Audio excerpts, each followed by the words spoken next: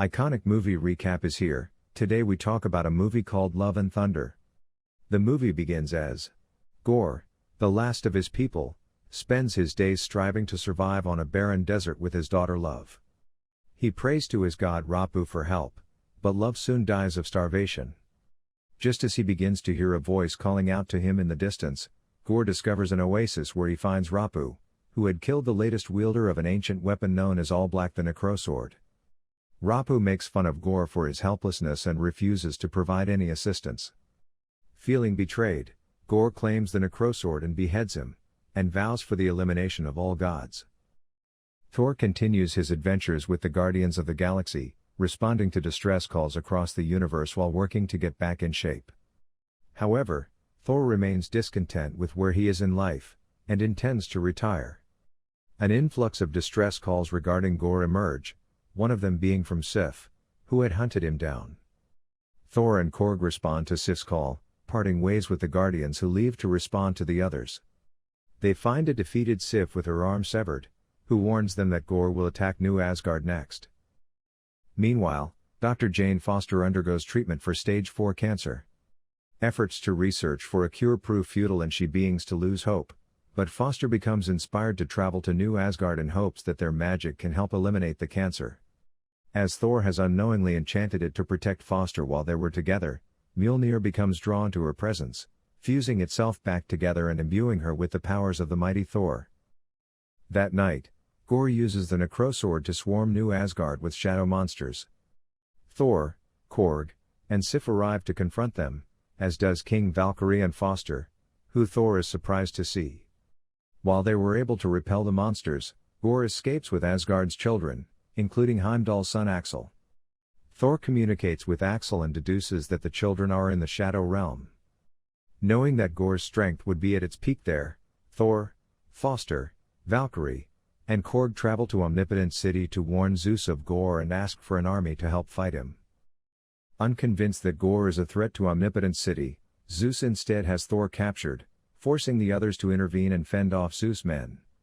In the scuffle, Zeus uses his Thunderbolt to destroy Korg's body, only his face remains intact, although this is enough for him to survive.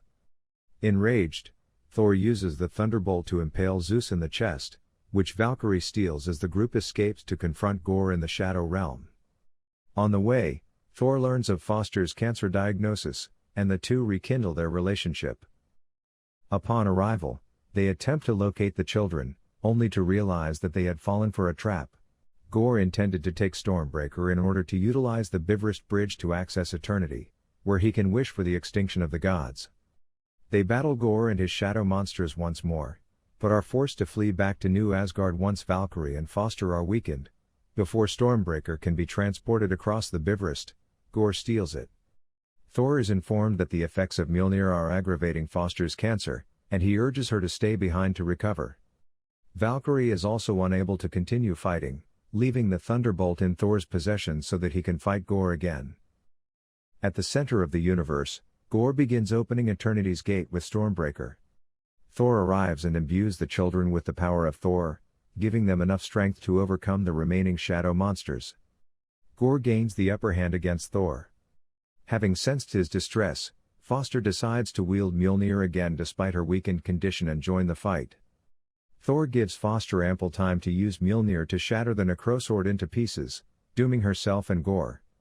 Thor recovers Stormbreaker and has the children use it to return home, but they could not stop Gorr from entering Eternity. Thor calls out to Gorr and pleads for him to choose love over death as he rushes to Foster's side.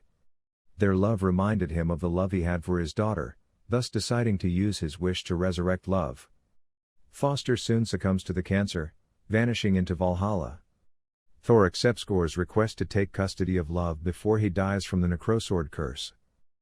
In the aftermath, a statue of Foster as the mighty Thor is erected in New Asgard. Sif and Valkyrie begin training the children in combat, while Korg's body fully regenerates as he seeks to produce an offspring. Thor starts to raise Love as his own daughter, entrusting her with Stormbreaker while he wields Mjolnir into battle. The two begin traveling the galaxy offering assistance to whomever needs it, becoming known as Love and Thunder. In a mid-credits scene, a recuperating Zeus sends out his son Hercules to kill Thor. In a post-credits